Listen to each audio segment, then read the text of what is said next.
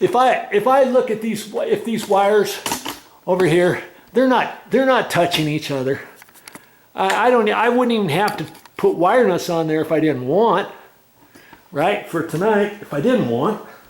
If you really want to be on the safe side before we turn the power back on, I can get up there and I can take the orange wire nuts, for that matter, and I don't even necessarily, I don't think I have to strip the wire back at all. I just take these orange wire nuts and I think I could screw them on there tight enough to where they're not going to fall off. Okay, let's just see here. Yeah, okay, that's snug. And then I'll just leave it facing up. Okay, that's never going to fall off. And worst case scenario, if the wire nut fell off and those were two hot wires, as long as the ends aren't touching each other, they're fine. Ground wire is fine. Everything's fine. Okay, so that's it. And for the sake of argument, I'm not even going to shut the camera off yet. We're going to go into the other room. I'm going to turn the power back on, and we're going to cross our fingers that that green light goes back on, and I'm pretty sure it's going to. Okay, now it's crossed my fingers a little bit. Okay, we're going to turn this breaker on. If I wired up, here's something else. If I wired something up incorrectly, if the wire nuts were loose, if there's any short up there, as soon as I turn this on, it would pop back to trip in the middle. If it trips in the middle, I'd have to go look and see what's going on. And then when I came back here, before I turned it on, I would have to turn it all the way off, then back on once something is tripped. And you know that? I made a video of that. And I got so many people thanking me for showing them how to turn a trip breaker back on. Okay? Now let's see if that light is back on. Son of a gun, it is. See there? Okay, so now I've got to reset the smoke alarms. And right now, I'm going to wait until my wife wakes up. Okay? She's still sleeping upstairs, and I believe these smoke alarms on the ground floor are connected to the main floor. And usually that's how it is anyways, so that when one smoke alarm goes off, they all go off. Pretty much is how it works. So if I were to test this one right now, I'd wake her up and she'd be so angry at me. But all I would have to do is push that button. Push it for a second, not even a second. Just push it and let go of it. And then it should cycle, and then it will start beeping on. And then once it does, you know all of them are reset in the house. I used to think I have to, if I ever turn the power off and turn the power back on, I would have to turn each one, press each smoke alarm individually to reset. But I don't think you have to do that. You just have to do one. For curiosity's sake, we got the power on, right? Okay. Do we want to test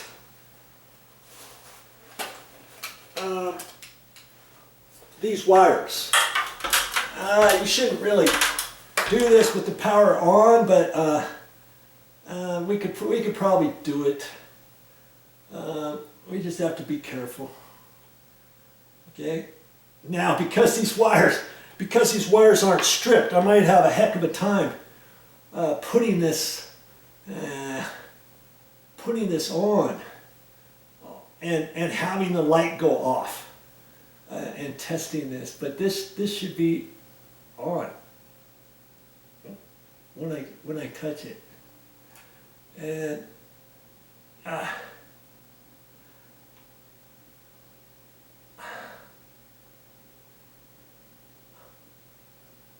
there, the orange light is on. Okay, so I know you probably shouldn't do it that way. You'd have to turn the power back off, strip the wire off, the outside sheathing, put your tester on there and to know if the power's on. This power is on because we hooked it up properly. We connected it to the smoke alarm. Okay, we've got the smoke alarm on. I showed you the light is on. And before I go to bed, after my wife gets up from her nap, I will have to remember to come back down here and press that button. Okay, remember the light is on. See? Green light is on. All right. So that's a real major part of this whole entire project for installing a ceiling fan, getting the power from the smoke alarm, figuring out how on earth are we going to find the ceiling joists up there, and how are we going to have enough clearance to fish the wire, how are we going to fish the wire, how are we going to mount the pancake box up there. You've just learned a lot of stuff. Hey, knowledge is so powerful. You can install any ceiling fan this same way if you're down on the ground floor with no attic. If there was an attic above here, you could basically do it the same way, but I would get up in the attic and see, here's the thing. In the attic, I wouldn't have to cut that box out, right? I'd have to knock a little hole through it, get up in the attic with the wire and push it down in through the box here. Still disconnect the smoke alarm, get that out, get the wires there, push the wire down, and then instead of running it, or if the floor joists are going the same direction, yes, run the wire the same direction, then staple the wire against the edge, the side of your floor joist, your roof joist, your roof truss, whatever, okay?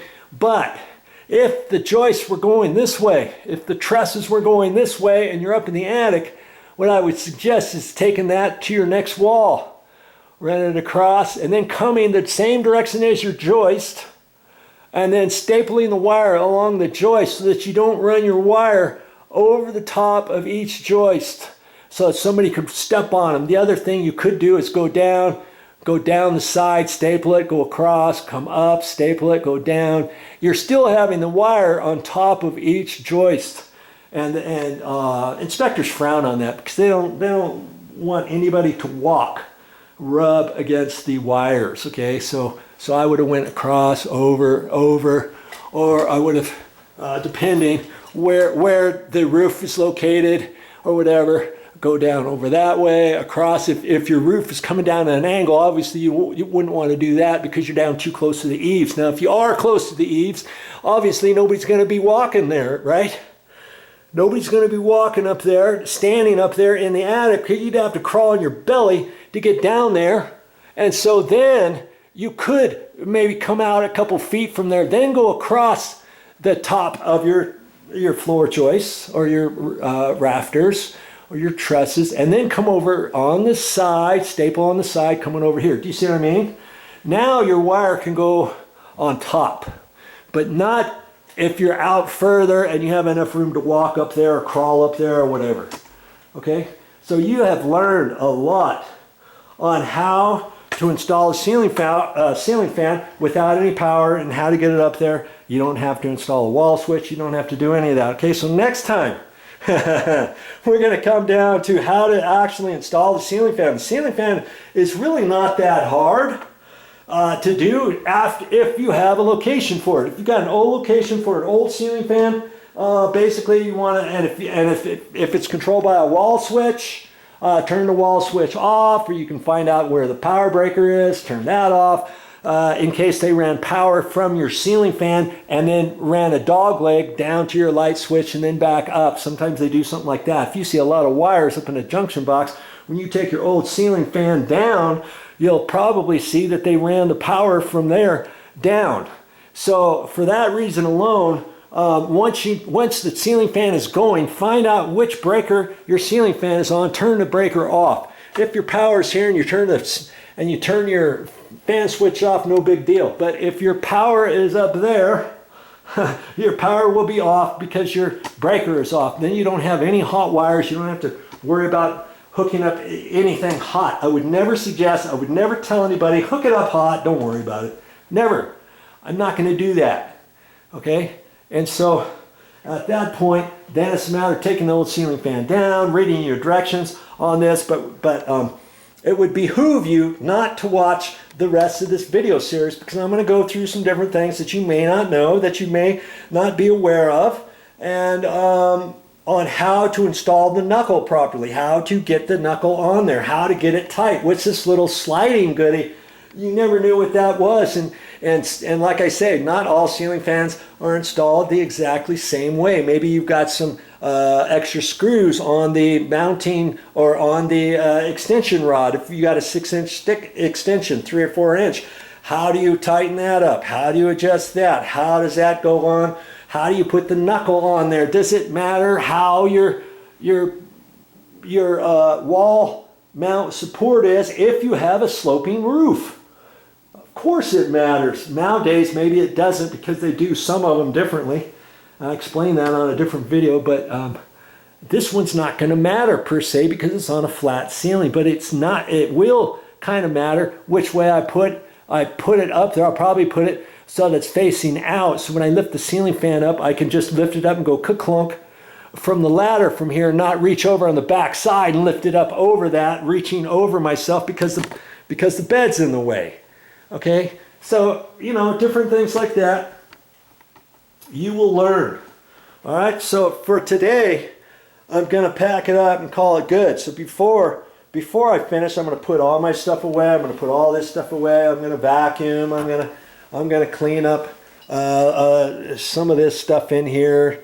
I got my vacuum attachment. See, that's why you don't want to do this over a bed. I'll just vacuum up the bed later. You got all this junk here. You got the insulation bits that were flying down that could be down on your floor and stuff. Lucky for us, it zipped on right through there. But if it doesn't, you may have little bits of insulation you got pulled down, and you might have that floating around. You don't want to do this with your door open. If you've got air conditioning on in your house, you don't want any windows open, any doors open going outside. Your heater is off, because trust me, any of that kind of stuff, when you've got your sheetrock dust floating down, you got your insulation bits floating down, it could blow around in your room, depending where your where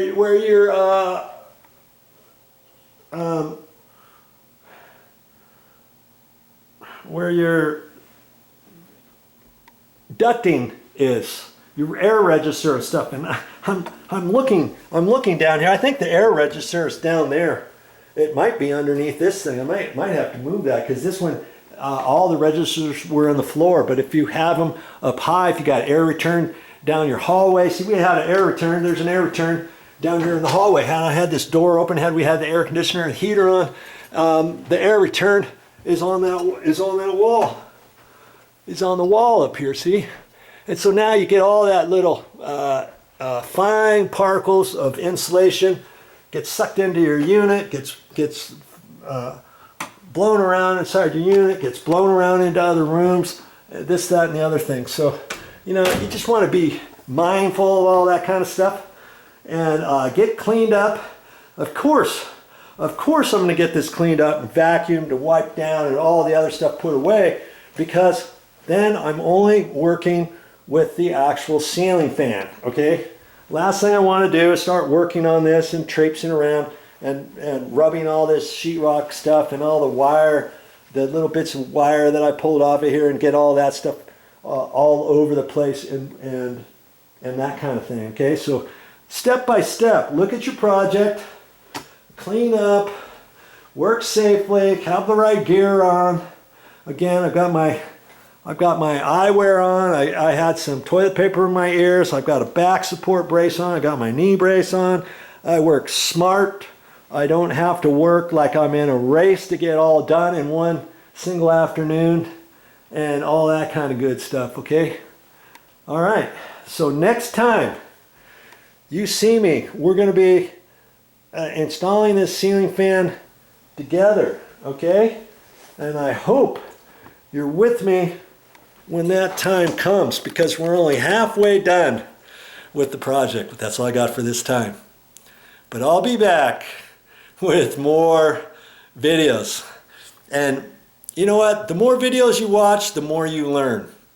I never know what I'm going to say next, so you always want to watch my videos from start to finish on how to install a ceiling fan and for anything else that comes up for that matter.